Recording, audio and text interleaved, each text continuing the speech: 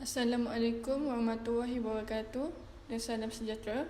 Kami daripada kumpulan 8 akan membentangkan tentang pengenalan ilmu falsafah.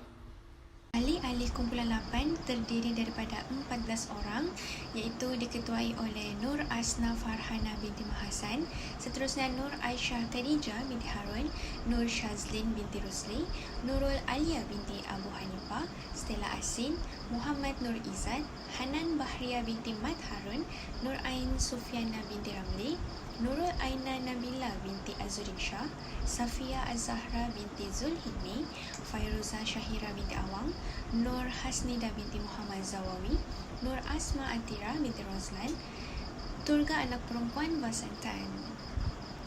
Falsafah berasal dari perkataan Greek iaitu philosophia, cantuman daripada dua perkataan iaitu philo bermaksud love ataupun cinta dan sophia bermakna wisdom iaitu kearifan atau kebijaksanaan. Apabila digabungkan keduanya menjadi love of wisdom atau cinta terhadap kebijaksanaan atau kearifan sebagai satu ciri kemanusiaan. Terdapat 3 pendekatan yang dapat difahami pada maksud falsafah. Yang pertama, falsafah boleh difahami sebagai pemikiran yang dasar, asas atau fundamental mengenai sesuatu perkara atau isu. Yang kedua, falsafah juga adalah pemikiran yang mendalam mengenai sesuatu perkara dan ia juga bersifat menyeluruh dan tidak terhad kepada sesuatu subjek, topik atau daerah pemikiran. Seterusnya adalah yang ketiga. Melalui pandangan falsafah moden barat dan juga bukan barat, menjelaskan bahawa falsafah adalah kegiatan untuk menjelaskan konsep-konsep dan pemikiran asas mengenai sesuatu itu supaya kita dapat menjelaskan dalam pemikiran kita tentang makna signifikan sesuatu konsep yang digunakan, sama ada konsep itu mempunyai makna atau sebaliknya. Bagi fungsi dan matlamat falsafah adalah yang pertama, alat untuk mencari kebenaran dari segala fenomena yang ada. Kedua adalah memberikan pengertian tentang cara hidup, pandangan hidup dan juga pandangan dunia. Yang ketiga adalah memberikan ajaran tentang moral dan juga etika yang berguna dalam kehidupan. Falsafah pendidikan kebangsaan di Malaysia adalah berkait rapat dengan melahirkan insan yang seimbang dan harmonis dari segi intelek, rohani, emosi dan jasmani berdasarkan kepercayaan dan kepatuhan kepada Tuhan sebagai suatu ikhtiar yang menerus ke arah untuk mengembangkan potensi individu secara menyeluruh. Hal ini bertujuan untuk melahirkan warga negara Malaysia yang lengkap dengan ciri berilmu pengetahuan, berketerampilan, berakhlak mulia, bertanggungjawab dan berkeupayaan mencapai kesejahteraan diri serta memberikan sumbangan terhadap keharmonian dan kemakmuran keluarga, masyarakat dan negara. Ciri falsafah yang pertama dalam falsafah pendidikan kebangsaan adalah untuk bertujuan melahirkan insan seimbang melalui proses pendidikan melalui sistem pendidikan dalam negara. Falsafah pendidikan kebangsaan juga ingin melahirkan graduan yang mempunyai sifat kemanusiaan yang tinggi dan menjadi insan mulia serta seimbang, seterusnya menjadi labour force yang cekap. Selain itu, falsafah pendidikan kebangsaan juga ingin mencapai keseimbangan jasmani, emosi, rohani dan intelek. Terdapat 5 hikmah falsafah pendidikan kebangsaan. Yang pertama ialah dapat mengembangkan potensi individu secara menyeluruh. Yang kedua, mewujudkan insan yang seimbang dan harmonis. Yang ketiga, melahirkan rakyat Malaysia yang berilmu pengetahuan. Yang keempat, berkeupayaan mencapai kesejahteraan diri. Yang kelima, memberi sumbangan terhadap keharmonian dan kemakmuran.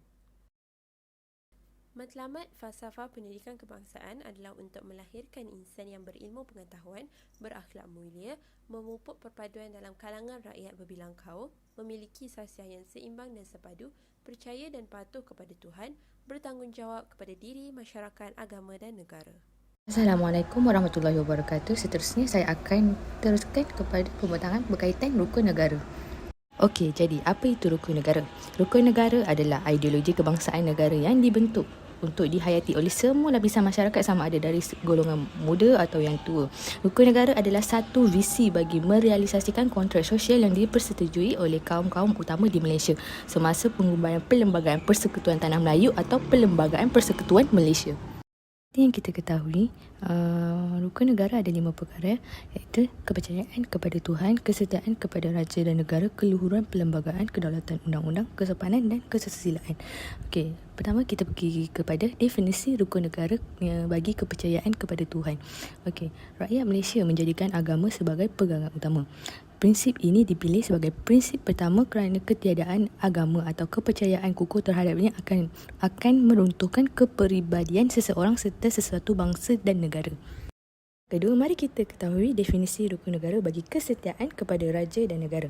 Sistem demokrasi berparlimen dan raja berperlembagaan dengan Seri Paduka Baginda Yang di-Pertuan Agong sebagai ketua negara diamalkan. Kemudian, setiap warga negara hendaklah menumpukan taat setia kepada Seri Paduka Baginda Yang di-Pertuan Agong. Seterusnya, mari kita lihat kepada definisi keluhuran perlembagaan. Perlembagaan negara merupakan sumber perundangan negara yang tertinggi dan ia berfungsi untuk melindungi hak dan keistimewaan setiap warga negara. Prinsip ini menekankan perlunya rakyat menerima, mematuhi dan mempertahankan keluhuran atau kemuliaan perlembagaan negara. Selanjutnya, mari kita pergi kepada definisi rukun negara bagi kedaulatan undang-undang. Undang-undang negara berasaskan kepada perlembagaan dan kedaulatannya perlu diterima serta dipertahankan. Setiap rakyat sama tarafnya di sisi undang-undang negara. Kemudian, tanpa undang-undang, hidup bermasyarakat dan bernegara tidak aman dan tidak stabil. Prinsip ini menuntut kita sama-sama menghormati undang-undang dan berusaha menyokong penguasaannya serta memelihara kedaulatannya. Yang terakhir, mari kita lihat kepada definisi kepada kesopanan dan kesusilaan. Dalam masyarakat yang pelbagai kaum di Malaysia, kesopanan dan kesusilaan adalah penting untuk hubungan antara satu sama lain. Ia dapat memelihara perilaku masyarakat dan berkembang sesuai dengan kepribadian bangsa dan nilai-nilai murni.